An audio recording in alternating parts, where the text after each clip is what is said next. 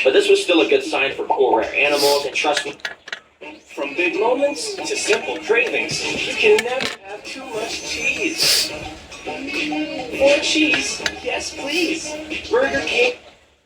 Trust me, we'll be finding more snakes very soon. Now the next rock I flipped had this weird little fuzzy worm under it. Now even after searching online, I couldn't really figure out what this is. I thought it could be like a moth cocoon, but I'm pretty sure those only grow on trees, so comment if you know what this is. But behind that crawled out this little bug, which I have experience with these guys a lot. These are called isopods, and they're sometimes called roly-polies because they roll up into a ball when threatened. But I love these guys because I always put them in the terrariums I build at home because they eat all the dead matter and keep everything clean. So yeah, thanks for existing, guys. They're awesome. I kept on venturing through the rainforest and eventually came across this fence with a few bricks laid on the floor under it. It looked like the perfect spot for animals to be hiding under, and I was right, because under that first brick was this massive beetle. And after getting a closer look, I could tell this was some sort of rhinoceros beetle, which are called rhinoceros beetles because the males grow these massive horns on their head, which they use to fight each other with. But this is a female, which is why it doesn't have a horn. In fact, if you remember that massive beetle larva from earlier, I think that actually turns into one of these. So yeah, that's pretty cool that we got to find one of these. Under the next brick was this little centipede bug, and under the third brick was this little slug. I'm not sure what species this is, but I left my phone pointing at it for a couple minutes and got this cool time-lapse footage of it slugging around. Now as I kept on venturing, I found a cool bug under this rock. At first, I know you can't really see anything, but if I zoom in and highlight this spot here, there's actually a cave cricket right here, which is just super camouflaged.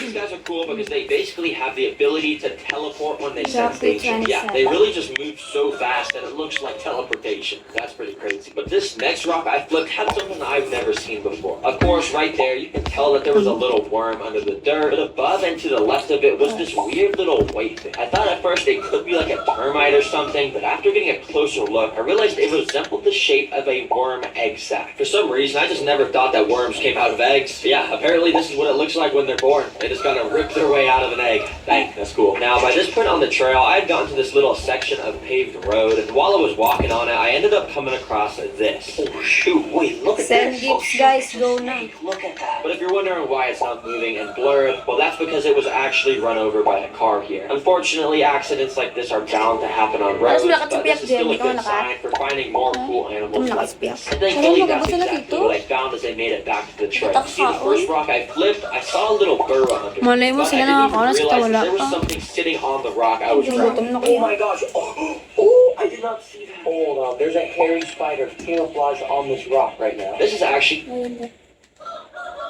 I didn't even realize that there was something sitting on the rock I was grabbing. Oh my gosh.